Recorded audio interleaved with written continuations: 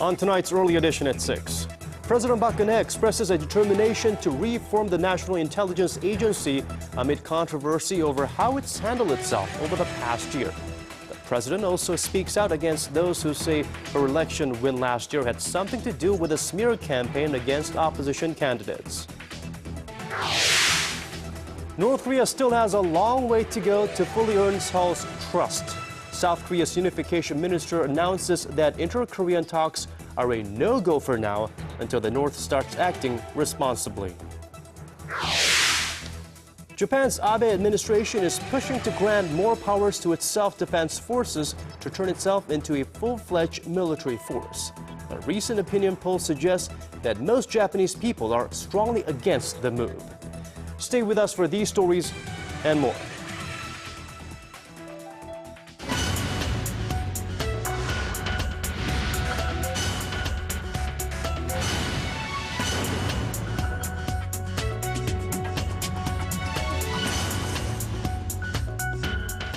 It is 3 a.m. in Edmonton, noon in Damascus, and 6 on a Monday evening here in Seoul. Welcome to Early Edition at 6. I'm Han Daeun, filling in for Moon Geon-young this week. And I'm Daniel Chen. Thank you for joining us. President Park Geun-hye announces plans to create a new Look National Intelligence Agency, and that's where we start things off. That's right. She has pledged to make sure necessary changes are made within the nation's spy agency, as the opposition party is demanding. During a meeting with her senior secretaries on Monday, President Park said she is determined to reform the National Intelligence Agency so it can properly fulfill its role of taking charge of national security. She also made it clear that she did not use or receive any help from the spy agency during last year's presidential election, rebutting the opposition party's claim that the NIS was involved in a smear campaign against then-opposition party candidate Moon Jae-in. Instead, the president said she feels grief from the corruptive practices that have carried over the past administration. Sunday marked the 6th month since President Park Geun-hye took office, and analysts are taking the opportunity to examine what her administration has accomplished and where it's fallen short. And we will do the same with an in-depth look at President Park's performance over the past 6 months. For that, we now connect live to our presidential office correspondent Jin-ju at the Arirang News Center. So, Jin-ju, what do the people here in Korea think about the president's first 6 months in office? Well, Daniel, more than half of the people here in the nation think President Park is doing a good job. If we look at this graph, it shows that President Park's approval rating has steadily increased since her inauguration in February. She was what experts call a slow starter. Her approval rating in early April was at 41%, but this figure jumped to 54% in a survey announced in the third week of August. Now, this figure, 54, is almost double that of former presidents Roh Moo-hyun and Lee Myung-bak's at the 6-month mark. Their approval ratings at around that time stood at 29% and 24% respectively, a big drop from the approval ratings they received in their first to second months in office. In President Roh's case, the low marks were the result of a conflict with the conservative camp, and in the case of the Lee administration, it was a controversial decision to resume U.S. beef imports despite public concern over mad cow disease. So, Jin-ju, what are some of President Park's policies that are being well received by the public and experts? Well, looking at the change in her approval rating, we can see what President Park did well or did not do well. Her failed appointments and nominations of high-ranking officials, for example, starting with her nomination of Kim Yong-jun for Prime Minister, were what dragged down her approval rating to its lowest point at 41% in April. But the figure started to pick up around May, ironically due to North Korea's continued threats. Let's take a further look. Even after the North unilaterally shut down the inter-Korean Kaesong Industrial Complex in April, President Park wasn't swayed by Pyongyang's threats and consistently upheld her North Korea policy, making it clear that there will be no compromises made on such provocative behavior. Her strategy eventually drew the North back to the negotiating table, which resulted in a joint agreement between the two Koreas, stating there will be no further halts at the business park and the two will work towards globalization of the complex. 저는 이번 합의를 계기로 과거 남북 관계의 잘못된 관행을 바로잡고 상생의 새로운 남북 관계가 시작되기를 바람하지 않습니다. President Park also proved her strength in diplomacy. Her approval rating hit its highest point at 63% after she made visits to the U.S. in early May and China in late June. During the bilateral summits with U.S. President Barack Obama and Chinese President Xi Jinping, President Park was able to secure full support from both countries on her push for a trust-building process with North Korea. And we're determined to be fully prepared for any challenge or threat to our security, and obviously that includes the threat from North Korea.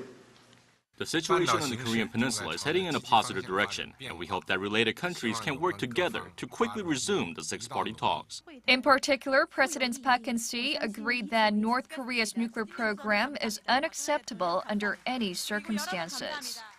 Experts say that although it might be too early to talk about a denuclearized peninsula, she made a meaningful first step towards her trust-building process with the North. People also gave her high grades for pushing to root out corruption, including the administration's hunt for ex-President Chun Doo-hwan's illegal assets, which he owes to state. 전직 대통령의 그 추징금 문제도 과거 10년 이상 쌓여온 일인데 역대 정부에서 해결을 못하고 이제서야 새 정부가 의지를 갖고 해결을 하려고 하고 있습니다. President Park has put forth the goal of, quote, normalizing abnormal practices and is strongly pushing ahead with investigation into corruption scandals in the nuclear power plant sector and audit results of the Four Rivers Restoration Project. So it looks like our president is getting maybe 1.5 thumbs up at the moment. But in what areas does President Park need to improve? Going back to the graph again, the main reason in the drop of her approval rating from nearly 60% to 54% earlier in August was the tax code overhaul announced on the 8th. This resulted in strong backlash from the opposition party and much of the public as the proposal increased taxation on some 4.3 million salaried employees with an annual income of more than $31,000, many of them falling into the middle class bracket. The Finance Ministry quickly put forth the revised version of the tax code proposal, but many experts criticized President Park's economic team for being ignorant about what can actually help the people's livelihoods. There's also concern that the Finance Ministry and the Deputy Prime Minister are not fulfilling their roles as an economic control tower, but relying on the presidential office of Cheongwade instead. Other than that, a lack of communication with the opposition party and the public still remains an area in which President Park needs to improve. Cheongwade explained that if the first 6 months were a period for setting up the blueprint for the Park administration, it says it will now speed up its efforts to push ahead with actual measures to revitalize the economy and create more jobs, as well as carrying out sales diplomacy with other countries. Well, thanks for that report, Jinju. That was our presidential correspondent, Jinju, reporting live from the news center on the first 6 months of the Park Geun-hye administration. Visiting UN Secretary General Ban Ki-moon held a press conference with local and foreign media in Seoul on this Monday. Noting the recent progress in inter-Korean ties, the UN chief spoke highly on President Park's so-called trust-building process. Our Hwang Sung-hee has the details. UN Secretary General Ban Ki-moon says he is very pleased with the recent progress made in inter-Korean relations. Speaking to reporters in Seoul on Monday, the UN chief said the agreement by the Koreas to reopen the Kaesong Industrial Complex, as well as the ongoing talks on the resumption of family reunions, were the outcome of President Park Geun-hye's new North Korea policy. As the UN Secretary General, I fully support President Park's vision for a fundamental solution to inter-Korean relations through her trust-building process with the North, which includes easing tensions on the Korean Peninsula and building trust. The visiting UN chief said the United Nations has already begun reviewing President Park's proposal for creating a peace park within the demilitarized zone, and added that the UN will fully support the plan once the two Koreas reach an agreement on the issue. When asked whether he would pay a visit to the North, Ban said he was leaving all possibilities open as long as he can contribute to the improvement of inter-Korean ties. I think it's the role of the UN Secretary General to first allow the concerned parties to resolve issues through dialogue and provide political support on the sidelines. But I will discuss the issue of visiting the North and more with both Koreas at an appropriate time. Pan also touched upon the looming conflict in Northeast Asia, largely arising from Japan's denial of its historical wrongdoings. The UN chief stressed that the neighboring countries will be able to maintain future-oriented relations only when Japan establishes a correct sense of history and urged Japanese politicians to act accordingly. 황성희, Arirang News. In another reflection of President Park's principle-oriented North Korea policy, South Korea has said that the prospects for an inter-Korean leader summit is unlikely at present. Unification Minister Ryu Gil-jae told state broadcaster KBS on Sunday that issues surrounding the two countries cannot be substantially dealt with in one stroke. Ryu also stressed that Seoul's economic sanctions on Pyongyang following the North's torpedo attack on the South's warship Cheonan in 2010 will stay intact until the regime starts taking responsible measures. The minister also said the reopening of the Mount Kumgang resort, suspended after a South Korean tourist was shot dead by a North Korean soldier in 2008, would depend on the North's guarantee of safety of South Korean tourists visiting the resort. North Korean leader Kim Jong-un is thought to have decided to reshuffle his military chiefs after reportedly reaching a conclusion to protect the country's sovereignty and security. Although it did not state exactly what that conclusion is, the North's official Korean Central News Agency reported Monday that Kim brought up issues related to the organization of the military during a conference with the Central Military Commission. The specific topics of discussion and the details about when or where the conference was held were not stated in the report. But experts say the reorganization of military personnel could have come ahead of one of North Korea's most important holidays, the Sungun Day on Sunday, which is a day meant to underscore the country's military-first ideology. The prosecution's investigation into the whereabouts of former president and military dictator Chun Doo-hwan's hidden assets continues. On Sunday, authorities said they seized a bank account of Chun's nephew, Lee Jae-hong, who is suspected of keeping millions of dollars of the former leader's slush funds. Lee is accused of managing the Chun family's real estate properties and playing a key role in illegally laundering the family's money. Chun's two eldest sons, Jae-guk and Jae-young, are also expected to be summoned sometime this week. Excuse me. This is part of the prosecution's efforts to collect what the ex-president has yet to pay back to the state. In 1997, he was ordered to pay a fine of some $200 million for staging a coup and accepting bribes. A new report shows 7 out of the top 10 conglomerates in the country cut back on their investments by about 8% in the first half of the year.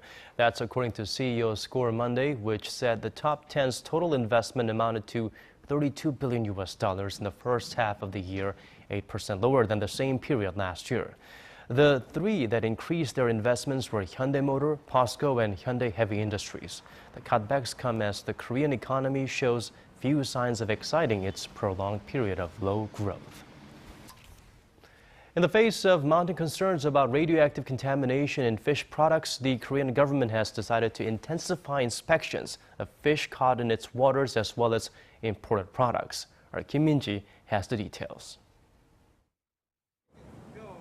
The Korean government has decided to expand its inspection into fishery products as more and more consumers have expressed concerns about whether fish products are safe to eat due to the leak of radioactive water from the crippled Fukushima nuclear plant in Japan.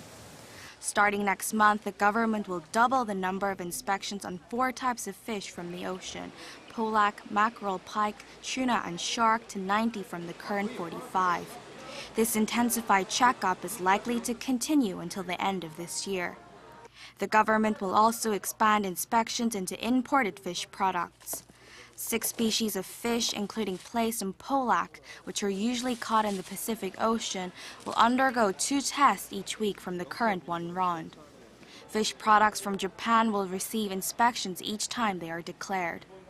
Meanwhile, the National Fishery Products Quality Management Service said that 17 products, which underwent 261 tests for radioactive contamination, were all declared safe to consume as of last Tuesday. The government will post the inspection results of the fish products on the websites of the Fishery Management Service and the Maritime Affairs Ministry twice a week. Kim Min-ji, Arirang News. Japanese Prime Minister Shinzo Abe is mulling over his legal options to broaden the role of the country's self-defense forces to enable them to defend not only Japan, but also its allies. There is a wave of opposition to this in Japan, with nationwide polls showing a majority are against Abe's moves. Our Kim Ji-yeon reports. The Abe administration is making moves to alter Japan's constitution in a way that makes it possible for the country to aid an ally under attack. Kyodo News Agency reported Saturday that Tokyo is seeking a new bill to allow its self-defense forces the right to collective self-defense. The report also added that Abe is expected to even go as far as to try to reinterpret the current laws if the original plan of drafting a new bill fails to win approval. The current law in Japan stipulates that the country's military cannot engage in combat operations and are strictly dispatched to defend the country, which is stated in Article 9 of the country's constitution. If the new bill is approved by the cabinet and the Diet, or a reinterpretation of the constitution is given the green light, the country may be able to respond to an ally's request for military assistance. And furthermore, in case of an emergency, it would allow Japan to dispatch its forces first without a parliamentary approval. Nationwide polls show the majority of Japanese citizens are against Abe's move to grant stronger powers to its forces. According to a recent survey by Kyodo, around 50% of respondents said they were against the move, compared to the 39% that said they supported the prime minister's plan. Other polls show a similar picture. More than 59% of respondents in a poll by the Asahi Shimbun said they were against the new bill, 2 times more than those who supported it. Around 54% of respondents in a poll by the Nikkei Daily said they did not support Prime Minister Abe's move. Kim Ji-yeon, Arirang News. The United States seems like it's stepping up preparations for a possible military response to last week's alleged chemical weapons attack in Syria. It said the Syrian government's offer to let UN officials review the affected areas was too late to be credible. Our Hwang Ji-hye has the details. In a move seen to be stepping closer to possible U.S. military action in Syria, the Obama administration said that the Syrian government probably used chemical weapons against civilians in the suburbs of Damascus last week. A senior official of the U.S. administration said Sunday that President Obama is now weighing how to respond. In a written statement, the official called a Syrian promise to allow United Nations officials to inspect the chemical weapons attack sites, quote, too late to be credible. Syria and the UN agreed to the inspection starting Monday, 5 days after the alleged attack. The official made it clear the Syrian government's move was not enough, adding that if it had nothing to hide, it would have let the UN officials inspect the sites right after the attack was first reported. The statement went on to say that evidence could have been destroyed because of constant bombing and the regime's other actions in the area. Around 1 year ago, President Obama said the use of chemical weapons by Syrian government forces was a, quote, red line, despite mounting criticism from congressional Republicans and others for failing to respond more strongly to the attack. The president has remained reluctant to intervene in another war in the region after 2 wars in Iraq and Afghanistan. Meanwhile, Britain and France have both advocated a strong response if the U.S. decides to take military action. Hwang Ji-hye, Arirang News. Egypt's former dictator Hosni Mubarak and 3 Muslim Brotherhood leaders were in the dock Sunday for separate trials, but on similar charges of involvement in the killing of protesters. Mubarak, who was released from jail last week and placed under house arrest in a military hospital, sat in a wheelchair in a courtroom cage with his sons and former interior minister. Mubarak was given a life sentence last year for complicity in the killing of protesters during the 2011 revolt against him, but an appeals court ordered a retrial. The judge adjourned the case until September 14th. Also Sunday, Muslim Brotherhood leader Mohammed Badieh and 5 other members of the Islamist group had their hearings postponed until October 29th. They're accused in relation to clashes outside the Brotherhood's Cairo headquarters on June 30th that left 9 dead. Northeast China is still in the grip of floods as heavy rain continues to batter the area along the border with Russia. According to Xinhua news agency, the Heilongjiang River has been swelling since mid-August, with some sections of its lower part seeing the worst floods in history. Local authorities have evacuated residents nearby to a safer area, fearing that the slope along the river may break apart, unable to withstand the pressure of the surging water. Officials say all the weak points have been shored up with 8,000 sandbags to reinforce the slopes. In sporting news, golf. Korean-born New Zealand amateur Lydia Ko has won the LPGA Canadian Women's Open for the 2nd straight year. The 16-year-old successfully defended her title Sunday, closing with a 6-under 64 to finish at 15-under for a 5-stroke victory over France's Karine Isher. Last year in Vancouver, Ko became the youngest winner in LPGA Tour history at 15 years and 4 months old, and also the first amateur winner on the Pro Tour since 1969. The golf prodigy is the first amateur to claim 2 victories in the LPGA Tour. World number 1, Park Geun-hye, unfortunately finished 11 strokes back in a tie for 13th place. For some cultural news, how about enjoying traditional Korean court music at a real royal palace? One of the 5 royal palaces in Seoul, Changgyeong Palace, will host a special Gugak concert every Saturday until mid-September. On this and more, we have our Park Ji-won.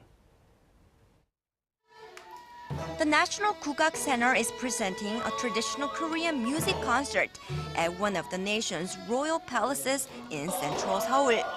Changgyeong Palace, one of the 5 grand palaces during the Joseon Dynasty, will be the center stage for the traditional music concert that also features traditional royal dance.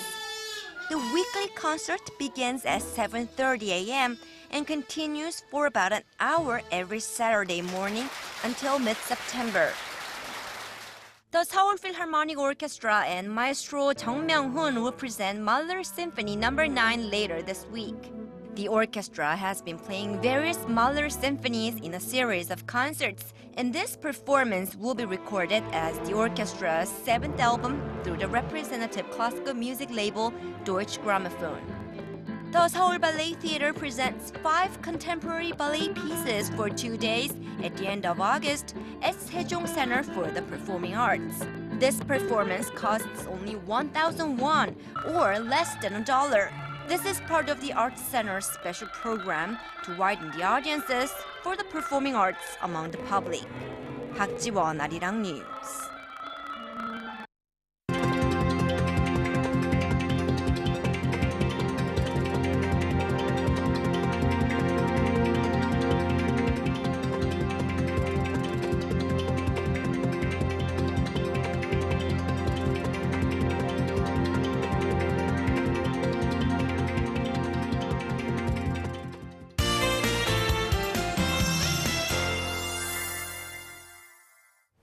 Time for weather, and we turn to our Hannah Kim. It's already the last Monday of August, and the summer heat isn't backing down, isn't it, Hannah? Well, Daniel, we only have a few days left until September, so hopefully we'll have some autumn in the air. Right, and it already seems to be cooler in the morning, so I can sense that fall is near. That's right, Town. Our morning lows are decreasing by the day, so sooner or later we'll have chillier conditions in the afternoon as well. But as for our weather conditions on Tuesday, it won't be any different from today's under mostly sunny skies. However, we do expect rain on Thursday in all parts of the country, which should help with the ongoing heat. If we take a closer look at tomorrow's forecast, it looks like we'll have another hot day tomorrow. Seoul will start off the morning at 22 and reach 31 in the afternoon. Meanwhile, cities in the south should have clear sunny sunny skies in the afternoon as Daegu and Busan peak to 33 and 31 degrees respectively. Jeju Island will be just as hot, hitting 31, but as you can see here, Daejeon and Mount Kumgang will both fall to 19 overnight, even early dawn, so hopefully you won't be suffering from all those tropical nights. Well, that's all I have for you today. I'm Hannah Kim, and back to you guys. Thank you for that, Hannah. And that's all from us for this hour. Thank you for watching. This has been Daniel Che. And I'm Han Daeun. Keep it tuned to Arirang for more news coming up.